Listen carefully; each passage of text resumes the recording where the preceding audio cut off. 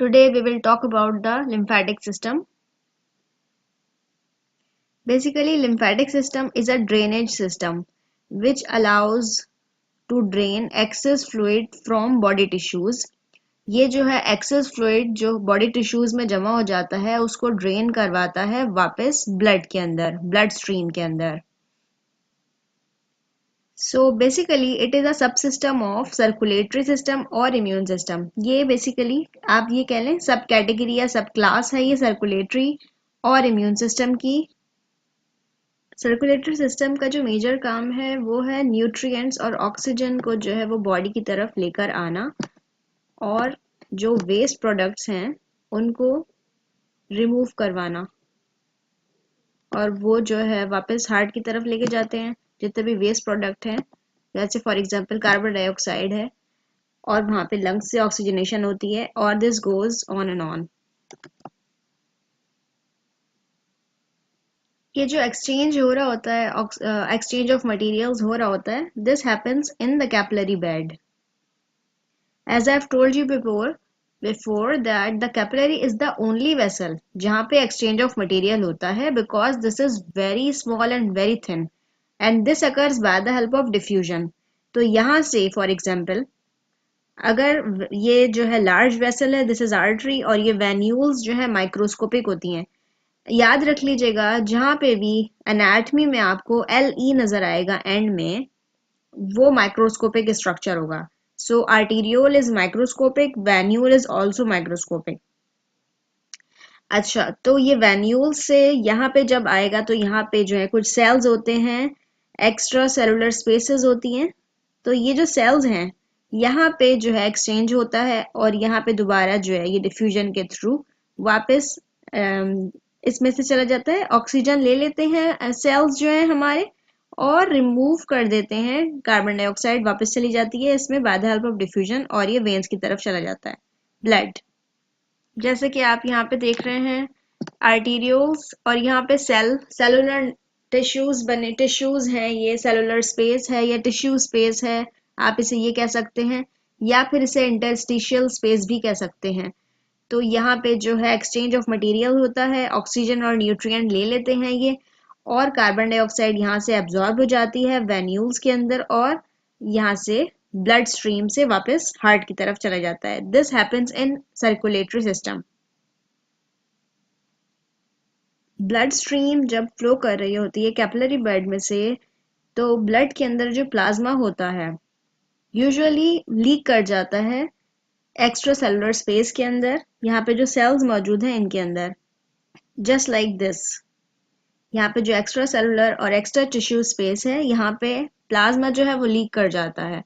But as soon as ये जो at the end of arterioles यहाँ पे जैसे ही आर्टरी में से आर्टीरियोल्स में ब्लड पहुंचता है at the end of this arteriole यहाँ से प्लाज्मा जो है वो लीक करता है इन सेल्स के स्पेसेस में.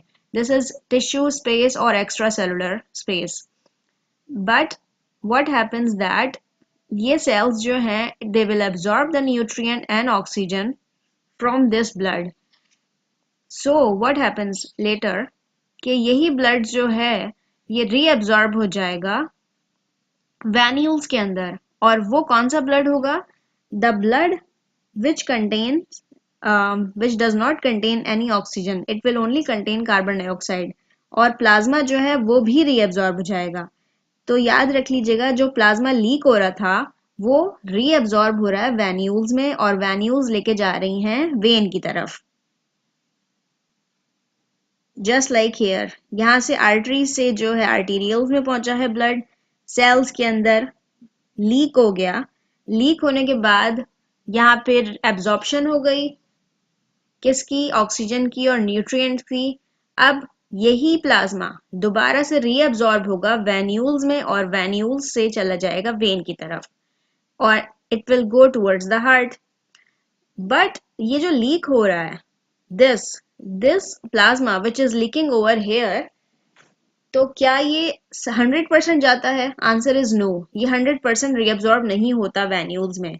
For example let suppose 100 ml plasma अगर लीक कर रहा है इस ब्लड में से कैपिलरी बेड के टिश्यू स्पेस में 100 ml प्लाज्मा अगर लीक हो रहा है तो इसका सिर्फ 85 ml जो है ये वैन्यूल में रीअब्जॉर्ब होगा या रीस्टोर होगा।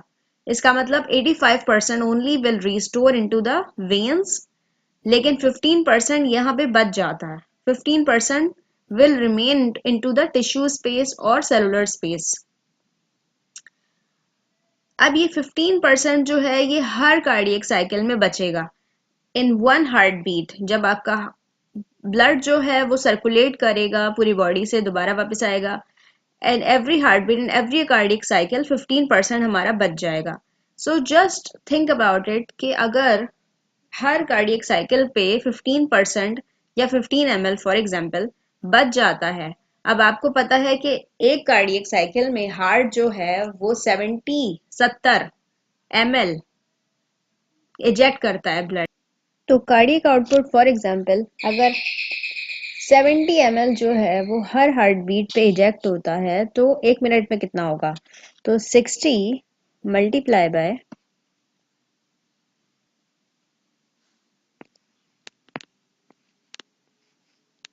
70, इसको डिवाइड कर देंगे 0.8 से, क्योंकि एक जो हार्ट बीट है वो 0.8 में हो रही है।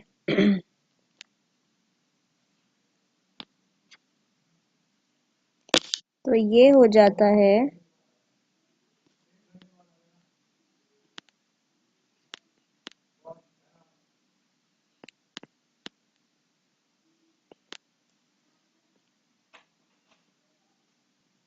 Around 5250 ml।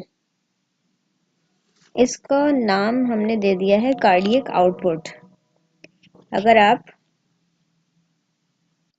तो जिसका फॉर्मूला भी यही है, कार्डियक आउटपुट का फॉर्मूला है stroke volume multiply by heart rate. और हमारे हर मिनट में जो हार्ट इजेक्ट करता है वो ब्लड वो अराउंड 5000 टू 7000 होता है। थोड़ा सा वेरी करता है कुछ लोगों में, बट अप्रॉक्स है ये, ठीक है। अच्छा, स्ट्रोक वॉल्यूम का फॉर्मूला मैं आपको लास्ट लेक्चर में बता चुकी हूँ, वो है end end diastolic volume minus end systolic volume. अच्छा, क्योंकि एन डायस्टोलिक वॉल्यूम अराउंड 130 होता है तो वो आप माइनस कर देंगे 60 उसमें से, तो ये 70 आता है। तो यहाँ पे आप रखेंगे स्ट्रोक वॉल्यूम हमारा 70 होता है मल्टीप्लाई बाय हार्ट रेट 75 रख लीजिए। 75 को मल्टीप्लाई करेंगे आप 70 से तो आंसर यही आएगा 5250। चाहे आप इस तरह निकालें इस फॉर्मूले से, और चाहे आप इस तरह निकाल लेंगे, कार्डियक आउटपुट इस तरह से निकालेंगे आप कि एक जो हार्ट बीट है वो 0.8 सेकेंड की है, तो 60 मिनट मतलब एक मिनट में कितना होगा?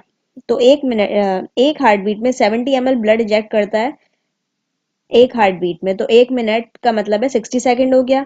डिवाइड करेंगे उसको 0.8 सेकेंड से तो ये आपका ये आंसर आ जाता है। So there are two methods to find out cardiac output. अगर आप लोगों को अब भी समझ नहीं आया है तो मैं और सिंप्लीफाई कर लेती हूँ। फॉर एग्जाम्पल 7.8 सेकेंड में जो है 70 ml है,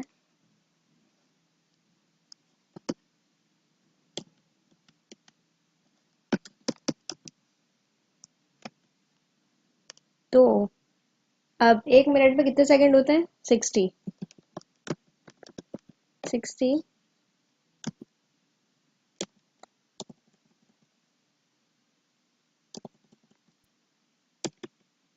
क्रॉस मल्टीप्लाई कर। तो अगर आपने सिंप्लीफाई करके समझना है तो ये इस तरह से है 5250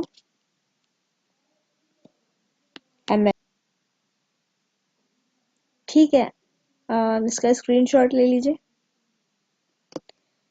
लिम्फ ये जो फ्लूइड है हमारा जो ड्रेन होता है प्लाज्मा, जो एक्स्ट्रा सेलुलर स्पेस में आ जाता है या एक्स्ट्रा टिश्यू स्पेस में आ जाता है, टिश्यू स्पेस में या इंटरस्टिशियल स्पेस में, ये पूरे दिन में अराउंड 3 लीटर होता है।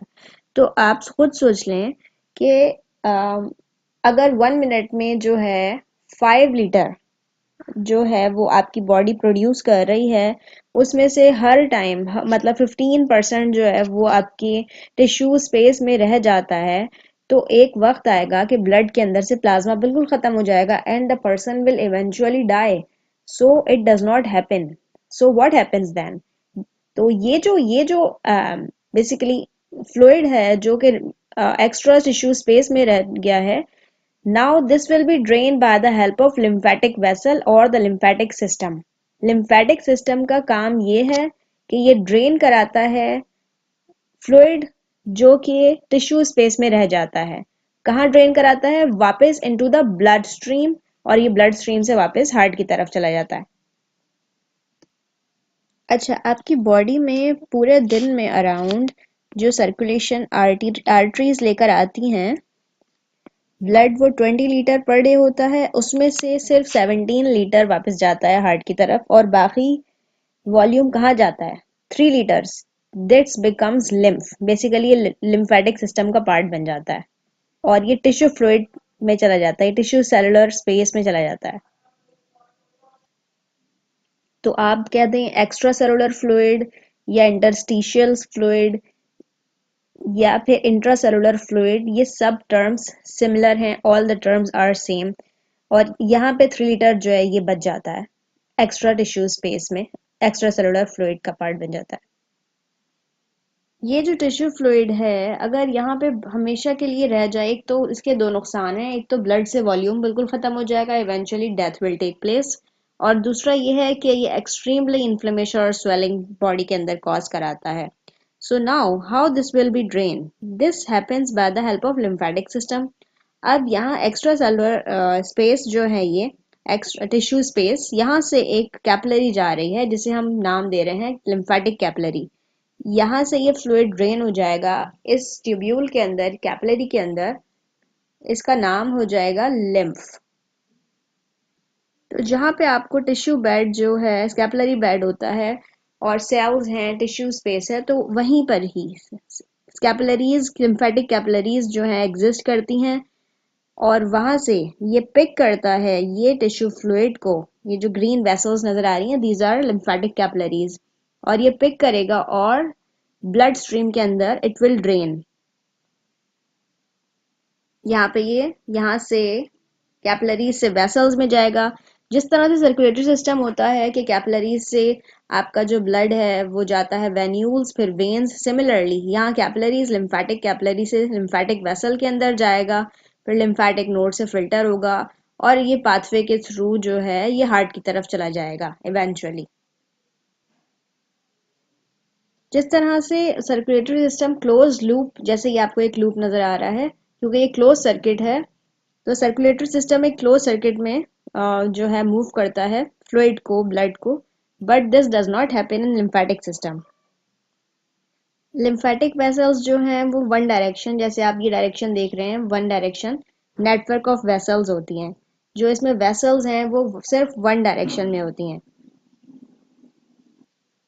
जैसे कि आप ये देख रहे हैं this is only in one direction green line जो है ये सिर्फ एक ही तरफ जा रही है लिम्फ जो है and this shall be moving towards the heart और ये सर्कुलेटरी सिस्टम की तरफ जा रही होती हैं फॉर द ड्रेनेज सो आप ये कहेंगे one direction and open ended जिस तरह से आपने क्लोज सर्किट का वर्ड यूज किया था सर्कुलेटरी सिस्टम के लिए lymphatic system open ended and one direction और सर्कुलेटरी सिस्टम वन डायरेक्शन नहीं था it was in the loop और इट वाज बेसिकली ये जो है क्लोज सर्किट था क्योंकि आर्टरीज और वेन्स थी तो टू वे डायरेक्शन थी this is only one direction lymphatic system जो है वो स्टार्ट होता है लिम्फेटिक कैपिलरी से और लिम्फेटिक कैपिलरी ब्लाइंड एंड होती है ब्लाइंड एंड का मतलब ये है कि for example as you can see यहाँ पे ग्रीन सिर्फ ग्रीन वेसल देखेंगे आप this is a lymphatic capillary और ये दो आ रही हैं यहाँ से but the ending is only one तो ये कहेंगे ब्लाइंड एंड है मतलब कैपिलरीज जो होंगी उनका सिर्फ एक ही एंड होगा और सिर्फ वन साइडेड होगा सही है it will be one sided open end this will be made of by overlapping endothelial cell made of only one layer single layer तो ये देखें आप, ये सिंगल लेयर बनी हुई है और इसमें ओवरलैपिंग हो रही है एंडोथेलियल सेल्स की। इसमें परमिएबिलिटी ज़्यादा होती है कंपैरेटिवली ब्लड कैपिलरी के। और जो एवेस्कुलर स्ट्रक्चर है, फॉर एग्जांपल हमारी स्किन है, ब्रेन है, जैसे तो यहाँ पे ये नहीं होती। अच्छा, एक बात अपने पास नोट कर लें कि लिम्फेटिक कैपिलरीज या लिम्फेटिक वेसल्स जो हैं वो ब्रेन या सेंट्रल नर्वस सिस्टम में नहीं होती हैं। सेंट्रल नर्वस सिस्टम को ड्रेनेज की ज़रूरत नहीं है वेस्ट मटेरियल रिमूव करने की। इट वर्क्स ऑन इटसेल्फ, वो अपने आप काम करता है। स्पाइनल कॉर्ड में नहीं होती हैं, उसका जो स्प्लेनिक पल्प है स्पाइनल कॉर्ड में नहीं होती, और ना ही वहाँ पे लिम्फ फॉर्मेशन होती है। बोन्स में नहीं होती कोई लिम्फ फॉर्मेशन और ना ही कोई लिम्फेटिक वेसल्स होती हैं। टीथ में नहीं होती हैं जैसे हमारे। स्किन स्किन में इसलिए नहीं होती क्योंकि जब वेसल्स ही नहीं होंगी तो लिम्फ बनने का सवाल ही पैदा नहीं होता। अच्छा, आईज। आईज में जो है एक्वस ह्यूमर होता है और वो ड्रेनेज जो एक्स्ट्रा फ्लूइड है वो ड्रेनेज एक्वस ह्यूमर के थ्रू करा रहा होता है, उसको लिम्फ की ज़रूरत नहीं है। सो इन जगहों पे लिम्फेटिक वेसल्स या लिम्फेटिक सिस्टम काम नहीं करता, ये आपने याद रखना है। ये जो ओवरलैपिंग होगी, क्योंकि ये मैंने बताया आपको ब्लाइंड एंड होती हैं कैपिलरीज इसकी और made of single layer of endothelial cell. और एंडोथेलियल सेल ये देखें इसमें ओवरलैप होते हैं। ये जो एंडोथेलियल सेल्स की ओवरलैपिंग हो रही है इसका मतलब है ये ओवरलैपिंग फ्लैप्स बने हुए हैं और ये एक वाल्व की तरह काम करते हैं। और वाल्व का काम क्या होता है? प्रिवेंट करना बैक फ्लो को। मतलब अगर जो लिम्फ है वो आगे चला गया, अच्छा, तो ये वापस नहीं आ सकता। Whenever there is a fluid outside of this lymphatic capillary, तो ये valves जो हैं ये open हो जाएंगे इनसाइड। और valves जब open होंगे तो fluid जो है वो inside move कर देगा from higher concentration to lower concentration। जब move कर जाएगा fluid और ये fill हो जाएगी पूरी because of the pressure, तो ये valves अपने आप बंद हो जाएंगे। लेकिन याद रख लीजिएगा ये गैप बहुत, ये जो फ्लैप्स होते हैं और ये बहुत लार्ज होते हैं कंपैरेटिवली टू ब्लड कैपिलरी। अच्छा, ये याद रख लीजिएगा एक बात, ये जो फ्लैप्स हैं ये बहुत ज़्यादा लार्ज होते हैं ब्लड कैपिलरी से, तो इनके अंदर इम्यून पार्टिकल फॉर एग्जांपल जैसे कि मैक्रोफेजेस सेल्स होते हैं, इम्यून इम्यून के सेल्स होते हैं, और बैक्टीरिया हो गए, वायरसेस हो गए, तो वो इनमें एंट्रैप कर सकते हैं। मतलब पॉसिबल चांसेस हैं कि वो लिम्फेटिक कैपिलरी के अंदर आ जाएं। इसी वजह से लार्ज पार्टिकल जो हैं वो इसके अंदर स्केप हो सकते हैं कैपिलरीज के अंदर। और जो लार्ज पार्टिकल हैं वो सिर्फ लिम्फेटिक सिस्टम से ही रिमूव हो सकते हैं, हमारे ब्लड में जो होते हैं और ब्लड से प्लाज्मा में और टिश्यू फ्लूइड में जो आ जाते हैं, तो वो सिर्फ और सिर्फ लिम्फेटिक सिस्टम से ही रिमूव हो सकते हैं। और ये जो लार्ज पार्टिकल हैं ये आपके हार्ट तक पहुंच सकते हैं। और पॉसिबल मतलब एक यूजफुल वे है अगर लार्ज पार्टिकल्स जो हैं, जैसे फॉर एग्जांपल लार्ज प्रोटीन्स हो गए, तो लार्ज प्रोटीन्स जो हैं आपके हार्ट तक पहुंचने में हेल्प करता है लिम्फेटिक सिस्टम को। तो इन अदर वर्ड्स, आप for example fats, dietary fats, तो डाइटरी फैट्स जो कि एब्जॉर्ब हो रही हैं आपकी स्मॉल इंटेस्टाइन से, वो भी जो हैं हार्ट तक अगर हमें पहुंचानी है तो सिर्फ it will be the only way कि लिम्फेटिक वेसल्स ही से वो जो है वहां तक पहुंचेंगी। तो लिम्फेटिक सिस्टम के जो इम्पोर्टेंट काम हैं वो ये हैं कि रीअब्जॉर्ब करता है ये इंटरस्टिशियल फ्लूइड को और वापस वेनस सर्कुलेशन की तरफ लेकर जाता है, और ये मेंटेन करता है ब्लड वॉल्यूम को ताकि प्लाज्मा जो है वो वापस ब्लड के अंदर जा सके, और प्रिवेंट करता है interstitial fluid level from rising out of control. अच्छा, इंटरस्टिशियल फ्लूइड जो है वो बहुत ज़्यादा अगर बढ़ जाए तो ज़ाहिर है ब्लड के अंदर से वॉल्यूम कम हो जाएगा, हाइपोवॉल्यूमिया हो सकता है, हाइपोवॉल्यूमिक शॉक हो सकता है। तो इंटरस्टिशियल फ्लूइड जो है वो कंट्रोल में रखता है लिम्फेटिक सिस्टम। दूसरा इंपॉर्टेंट फंक्शन हमने पढ़ा कि लार्ज पार्टिकल्स जो हैं वो स्केप हो जाते हैं। फॉर एग्जांपल डाइटरी लिपिड्स हो गई जो कि स्मॉल इंटेस्टीन के अंदर जो लिम्फेटिक वेसल्स हैं उनका नाम है लैक्टियल्स। ये लैक्टियल्स बनी हुई है LACTEALS। और इसके थ्रू ट्रांसपोर्ट होती हैं लिपिड्स आपकी वेनस रिटर्न तक, और ये लिम्फेटिक वेसल्स में ड्रेन हो जाती हैं। लिपिड्स जो है लैक्टील से लिम्फेटिक वेसल में ड्रेन हो रहे हैं और ये ब्लड स्ट्रीम और वेनस सर्कुलेशन तक जाते हैं। अच्छा, लिम्फ क्या होता है? आप लोग लिम्फेटिक सिस्टम पढ़ रहे हैं, माइंड में आ रहा होगा व्हाट इज लिम्फ। तो ये मैंने अगर बताया नहीं है तो आई एम रिपीटिंग दिस, कि ये जो आपके टिश्यूज फ्लूइड है विच is leaking from the plasma, leak हो जो हो रहा है प्लाज्मा से टिश्यूज और सेल्स के अंदर, कैपिलरी बेड के अंदर जो ये फ्लूइड लीक हो रहा है, अब ये वापस जो है ये लिम्फेटिक कैपिलरीज यहीं पर ही एग्जिस्ट करती हैं, होती हैं, और इनके अंदर आ जाता है इन ट्यूब्यूल के अंदर। और आपको लिम्फेटिक कैपिलरी की सारी मैंने वो बताई हैं, दे आर ब्लाइंड एंड, और इनके अंदर फ्लैप्स होते हैं, सिंगल लेयर इंटरस्टिशियल सेल्स से बनी हुई होती हैं। बट वंस ये जो फ्लूइड आ गया है कैपिलरीज, लिम्फेटिक कैपिलरी के अंदर, now it is not any more tissue fluid और extra cellular fluid, it is lymph. तो अगर आपसे ये क्वेश्चन किया जाए कि अगर ये what is the difference between interstitial fluid and lymph, तो lymph, the fluid which is present in the lymphatic capillary is called lymph, और the fluid which is present in extracellular space और interstitial space is called interstitial fluid, या extracellular fluid, या intracellular fluid, कोई भी नाम ले लें। तो आप ये कह सकते हैं कि जो फ्लूइड, टिश्यू फ्लूइड है जो रिकवर हो रहा है वेनस रिटर्न तक या ब्लड स्ट्रीम तक, या रिस्टोरेशन हो रही है या रीअब्जॉर्प्शन हो रही है जिस फ्लूइड की, टिश्यू फ्लूइड की, ब्लड स्ट्रीम तक, वो लिम्फ कहलाया जाता है। और जो टिश्यू फ्लूइड है ये रीअब्जॉर्ब नहीं होता है, ये रिस्टोरेशन नहीं होती इसकी। अच्छा, जो लिम्फ फ्लो है वो सेम फोर्सेस जो कि फैसिलिटेट करती हैं या हेल्प करती हैं ब्लड फ्लो को वेन्स तक पहुंचाने में, ये भी उसी तरह ही काम करता है। तो it is a transparent yellow alkaline liquid. Yellow इसलिए है क्योंकि प्लाज्मा जो लीक हो रहा था, this is also a plasma, तो ये plasma is yellow in colour, derived from interstitial fluid या space that enters the lymphatic vessel. तो वंस लिम्फेटिक वेसल में जो फ्लूइड एंटर हो जाता है और रिस्टोरेशन में हेल्प करता है प्लाज्मा की वेनस रिटर्न तक और ब्लड स्ट्रीम तक, जो, तो इसका नाम हो जाता है लिम्फ। अच्छा, लिम्फेटिक सिस्टम जो है ये सर्कुलेटरी सिस्टम के पैरेलल काम करता है बिल्कुल, और इसमें कोई पंपिंग ऑर्गन नहीं होता जैसे कि सर्कुलेटरी सिस्टम में होता है। हार्ट डबल पंप ऑर्गन है।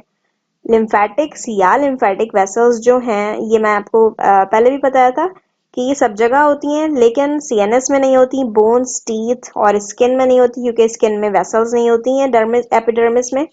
आई बॉल, क्योंकि आई बॉल से जो फ्लूइड है, एक्स्ट्रा टिश्यू फ्लूइड, वो एक्वस ह्यूमर के थ्रू जो है वो रिमूव हो रहा है, तो इसको आईज को जरूरत नहीं है लिम्फेटिक वेसल्स की। तो लिम्फेटिक अब आपने जो है समझ लिया है फॉर्मेशन ऑफ लिम्फ क्या होता है। ये कॉन्सेप्ट बहुत इंपॉर्टेंट है कि लिम्फ कैसे फॉर्म होता है। इसके बाद तो सिर्फ पाथवे है कि लिम्फ जाता कैसे है ब्लड स्ट्रीम तक, वेनस रिटर्न तक। तो लिम्फेटिक कैपिलरी से ये लार्ज वेसल्स की तरफ जाता है, similar to the circulatory system. Capillary bed से वेन्यूल्स और फिर large vein, similarly like that lymphatic capillary से लार्ज वेसल्स और ट्रंक्स, और ये यहाँ पे सब क्लेवियन वेन के अंदर, सब इवेंचुअली सब क्लेवियन वेन में जो है वो ड्रेनेज हो रही होती है। जैसे आप ये देख सकते हैं, दीज आर सब क्लेवियन वेन, और यहाँ पे ड्रेनेज हो रही है लिम्फेटिक डक्ट्स की, और ये हार्ट की तरफ जो है ये ड्रेन हो रही होती है। ड्यूरिंग पाथवे ये जो है लिम्फ नोड से जो है गुजरती हैं लिम्फेटिक वेसल्स, और लिम्फ नोड सर्व करते हैं एज ए फिल्टर्स, और ये लार्ज पार्टिकल्स को जो है फिल्टर करते हैं। फॉर एग्जांपल, अगर कोई इंट्रैप हो जाता है बैक्टीरिया, तो ये लिम्फ नोड इसी वजह से स्वेल हो जाते हैं। आपकी बॉडी में बहुत सारी जगहों पे लिम्फ नोड्स पाए जाते हैं, और ये यहाँ से अगर फॉर एग्जांपल अगर ये बैक्टीरिया इंट्रैप कर लेंगे या लार्ज पार्टिकल कोई भी, तो ये स्वेल हो जाते हैं, स्वेलिंग हो जाती है, जिसकी वजह से आपका इम्यून सिस्टम जो है वो एक्टिव हो जाता है।